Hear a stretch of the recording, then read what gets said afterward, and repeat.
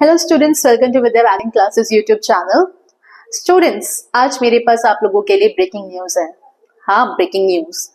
CBSE ने कुछ changes किए हैं एग्जाम 2026 में जो होने वाला है बोर्ड एग्जामिनेशन, उसके लिए। तो उसमें क्या क्या चेंजेस हैं, कैसे कैसे हैं, ये सब मैं बताने वाली हूँ। सीबीएसई एक्चुअली ना आजकल आपके लिए एक ऐसा फूफा बन गया है, ठीक है। जैसे हमारे घर के फूफा जी नहीं होते, वो क्या करते हैं, हर चीज में ये नया डाल देते हैं तो देखते हैं कैसा लगता है। अब उनकी बात ना मानो तो मुंह फुला लेते हैं। वैसे ही सीबीएसई हो गया है। क्या हुआ है, सीबीएसई ने क्या किया है, सीबीएसई ने कहा है कि अब से दो एग्जामिनेशन होंगे। अब ये कुछ बच्चों के लिए हो सकता है कि बहुत खुशी की बात है, बट कुछ बच्चों के लिए ये तो शौक की बात है। भाई दो पेपर देने पड़ेंगे, ऐसा नहीं है, ठीक है। बहुत सारे चेंजेस हैं, बट तुम्हारे लिए बहुत सारे बच्चों के लिए ये गुड न्यूज भी हो सकता है। गुड न्यूज क्यों? क्योंकि यहाँ पर बच्चों ने ये सीबीएसई ने बोला है 2 एग्जाम तो होंगे, लेकिन जरूरी नहीं है कि आपको दोनों देने। अगर आप अपने पहले वाले एग्जामिनेशन देकर खुश हैं, अगर आप उनसे खुश हैं, उनमें जो मार्क्स आए उनसे बहुत खुश हैं, बहुत ज्यादा, तो बस दोबारा देने की जरूरत ही नहीं है। बट अगर कभी आपको लगता है कि मान लो मेरे 98 नंबर आ गए और यार मेरे 2 नंबर रह गए, मैं फुल आ सकती थी, बस वो 2 नंबर रह गए, तो दोबारा ट्राई कर लो, ठीक है। तो सीबीएसई आपको एक मौका दे रही है। तो चलिए देखते हैं क्या क्या चेंजेस हैं, डिटेल में बात करते हैं। लास्ट तक रहना मेरे साथ, मैं आपको कुछ टिप्स बताऊंगी कि नेक्स्ट एग्जाम बोर्ड एग्जामिनेशन में कैसे प्रिपरेशन करना है। क्योंकि जो अब तक चल रहा था ना तुम्हारा रट्टू तोता वाला चीज, कि लास्ट के 2 महीने पढ़ के काम हो जाएगा, अब नहीं होने का वो काम।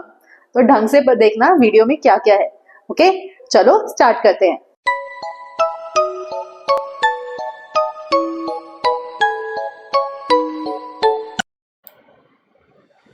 ओके, जिस तरह से हमें पता है कि सीबीएसई ने 2 सिस्टम रखे हुए हैं, ठीक है। हम लोगों को पता है कि सीबीएसई के 2 सिस्टम है। मैंने अभी आपको बताया कि इसमें 2 बोर्ड एग्जामिनेशन होने वाले हैं।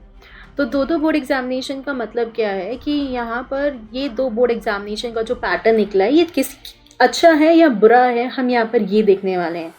अगर अच्छा है तो इसमें आपके लिए क्या बेनिफिट्स हैं, और बुरा है तो आपके लिए क्या बुरा है। सीबीएसई जी जो हमारे फूफा जी हैं, ये हमारे सर पर ऐसे बैठ गए हैं कि अब हमें देखना पड़ेगा भी क्या चेंज आने वाला है और क्या नहीं आने वाला, ठीक है। तो सबसे पहले हम ये देखते हैं कि क्या चेंज आने वाला है।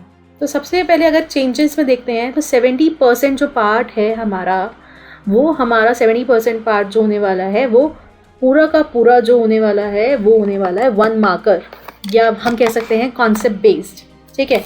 कॉन्सेप्ट बेस्ड ही होगा। क्यों? क्योंकि इसमें सारा का सारा इन्होंने बोला है कि टेस्ट कोर कॉम्पिटेंसीज होंगे रादर देन मेमोराइजेशन नहीं करेंगे। इसके लिए मैं आपको पहले बता देती हूँ एनईपी के बारे में।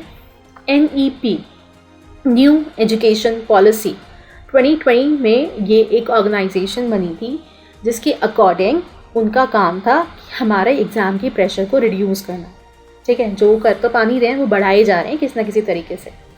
जैसे अभी इन्होंने ये एक चेंज निकाला कि 70% जो होगा वो बोर्ड एग्जामिनेशन के अंदर 1 मार्क के क्वेश्चंस ही होंगे। तो मतलब अब 5 मार्कर क्वेश्चंस नहीं आने वाले हैं।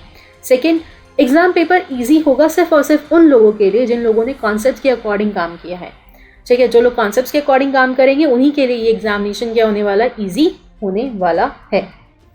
अब स्टूडेंट्स क्या कर सकते हैं, 2 एग्जाम दे सकते हैं। अब भाई कब दे सकते हैं, देखो मेन एग्जामिनेशन जो होगा वो 17 फरवरी से 6 मार्च के बीच में होगा, और जिसका रिजल्ट तुम्हारा 20 अप्रैल को आ जाएगा। सेकेंड एग्जाम का नाम इन्होंने रखा है इम्प्रूवमेंट एग्जाम, जो 5 मई से 21 मई के बीच में होगा, और जिसका रिजल्ट 30 जून को आ जाएगा, ठीक है। ये डेट्स फिक्स हैं, ये चेंज नहीं होने वाले हैं। सेकेंड, क्योंकि ये 2026 के लिए अभी एक्सपेरिमेंटल है, तो इसलिए ये डेट्स पहले ही फिक्स हो चुकी हैं। साथ ही साथ इन्होंने क्या कहा है कि दोनों ही एग्जामिनेशन में पूरा सिलेबस आएगा, कोई भी चेंज नहीं होगा सिलेबस में, सिलेबस डिवाइड नहीं होगा, ओके।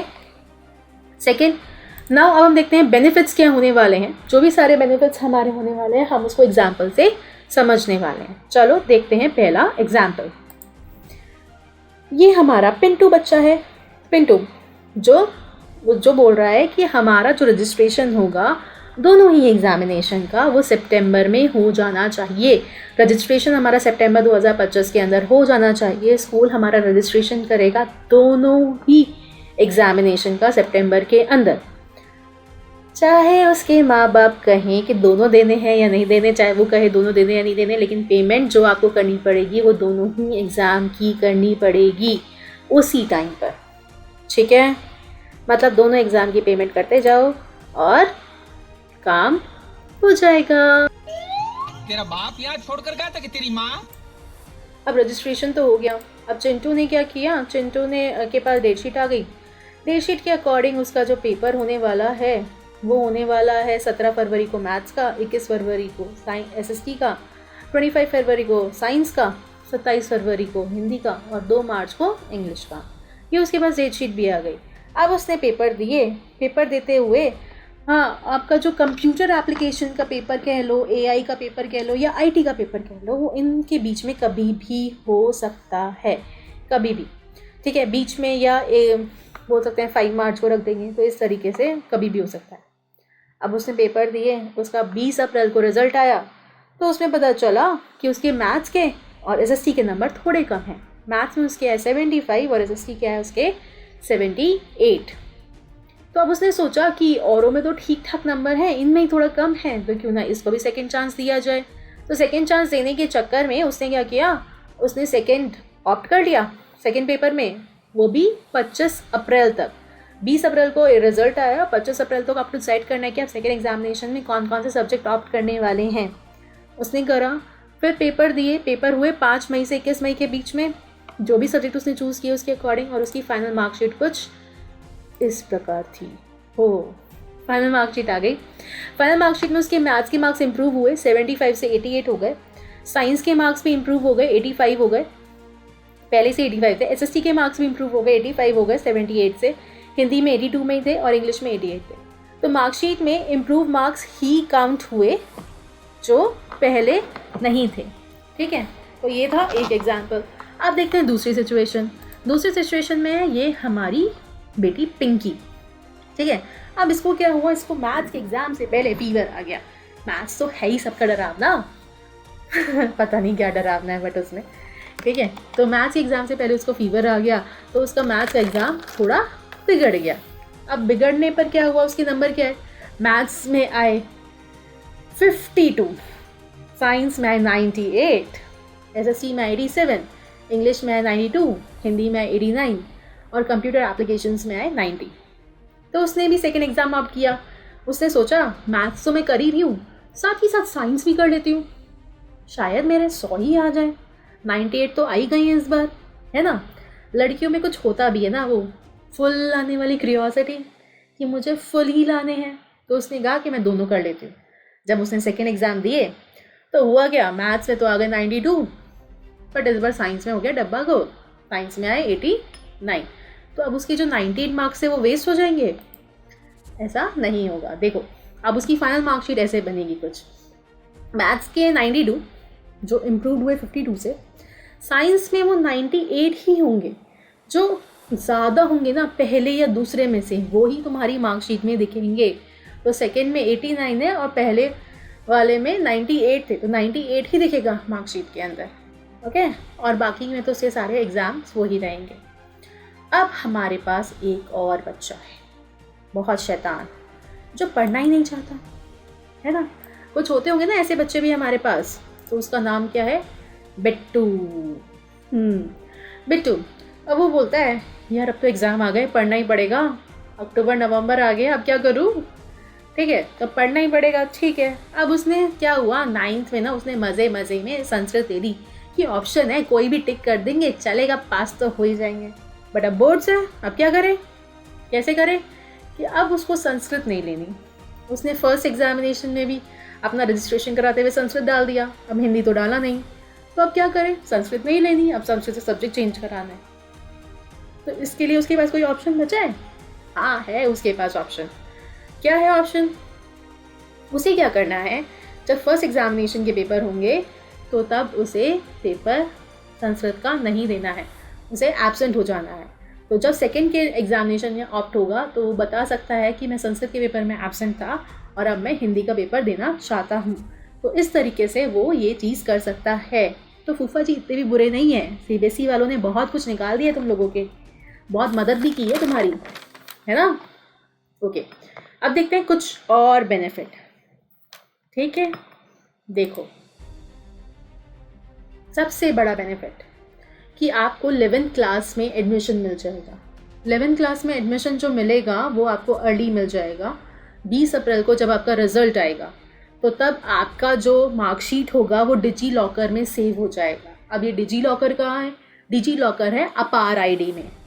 हर स्टूडेंट की एक अपार आईडी बनाई गई है स्कूल की तरफ से, जो गवर्नमेंट ने बनवाई है, जिसमें 12 डिजिट का यूनिक नंबर होता है। उस आईडी के अंदर आपका डिजी लॉकर के अंदर वो मार्कशीट सेव हो जाएगी। अब सेव होने की वजह से उस बेसिस पर आप अपना कोई भी स्ट्रीम चूज कर सकते हैं उस टाइम पर ही, और आप अपना मई जून में ही अपने 11th की प्रिपरेशन कर सकते हैं। दूसरा बेनिफिट कि जब बच्चे फेल हो जाते थे, मई में रिजल्ट आता था जो जनरल चलता था, और फिर जून में कंपार्टमेंट का पेपर होता था और जुलाई में उसका रिजल्ट आता था, तो बहुत लंबा प्रोसेस हो जाता था। तो अब कोई भी सप्लीमेंट्री एग्ज़ाम नहीं होगा। ठीक है, तो अगर आप फेल होते हैं पहले वाले पेपर में तो आपको इम्प्रूवमेंट एग्ज़ाम में देना ही पड़ेगा, दैट इज़ ऑटोमेटिकली। और अगर इम्प्रूवमेंट में ही फेल हो गए तो भैया दोबारा 10th कर लेना, फिर कोई और चांस नहीं है फिर तो। ठीक है, okay. Next is practical assessment.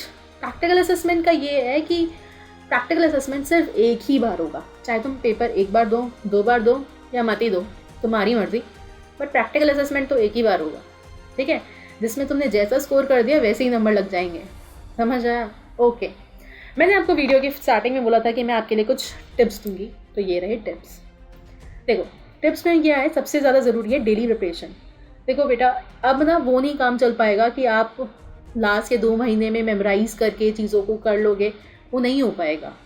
ठीक है, क्योंकि अब 1 नंबर के question, case study based question, example based question ऐसे होने वाले हैं, तो डेली प्रिपरेशन करनी बहुत ज़्यादा ज़रूरी है। और पहला एग्ज़ाम जो है ना, वही हमारा गोल होना चाहिए कि उसी में हमें सब कुछ अचीव कर लेना है। भाई हम किसी के लिए कुछ भी नहीं छोड़ेंगे। सेकेंड एग्जामिनेशन की अपॉर्चुनिटी है हमारे पास, लेकिन वो हमारे पास सिर्फ एक अपॉर्चुनिटी है इन द केस कि कभी किसी का एक्सीडेंट हो जाता है, किसी के घर में मिसहैपनिंग हो जाती है, कोई जा नहीं पाता, कोई कहीं स्टक हो गया है, तो उसका पूरा साल वेस्ट ना हो, बस इस केस में है। ऐसा नहीं है कि फर्स्ट एग्जामिनेशन जो आपका है वो एक प्रैक्टिस एग्जामिनेशन बन जाए, तुम उसको प्रैक्टिस एग्जामिनेशन की तरह से ले लो। नहीं, ये गलती मत करना बिल्कुल भी। ये एक जेन्युइन चांस है जो आपको मिला है, आप उस चीज़ को अच्छे से यूज़ करो। ठीक है, अगर मान लो आपको इम्प्रूवमेंट एग्जामिनेशन देने भी हैं तो उसके फर्स्ट एग्ज़ाम और इम्प्रूवमेंट एग्जामिनेशन के बीच में जो गैप है उसका बहुत ही अच्छे से एनालाइज करना पड़ेगा कि इस बीच में आप क्या करने वाले हैं। ठीक है, इसमें प्रिपरेशन कैसे होगी, किस तरीके से होगी, ये सब आपको ढंग से ध्यान से देखना पड़ेगा। ओके, सो आप लोग लास्ट तक रहे। मैंने आपको बोला था मैं कुछ टिप्स दूंगी, टिप्स मैंने आपको दी। साथ के साथ अगर ये एक्सप्लेनेशन आपको थोड़ा भी हेल्पफुल लगा हो तो प्लीज इसको लाइक, शेयर और सब्सक्राइब जरूर कीजिएगा। यहाँ मैंने आपको सारी चीजें बता दी हैं, बहुत क्लियरली एक एग्जाम्पल दे के समझा दिया है। लेकिन अगर अब तब भी आपको कोई क्वेश्चन रह जाता है तो please mention it to the comment box. ठीक है, अगर आप उसे कमेंट बॉक्स में डालेंगे तो मैं इसे नेक्स्ट वीडियो में रेफर जरूर करूंगी, या फिर हो सकता है कि मैं आपका आंसर वहीं पर दे दूं। ठीक है, तो अगर कोई भी प्रॉब्लम है, कुछ भी है, तो don't worry, I am here and stay connected. Okay, don't forget to like, share and subscribe. Okay, मिलते हैं नेक्स्ट वीडियो में। Bye bye.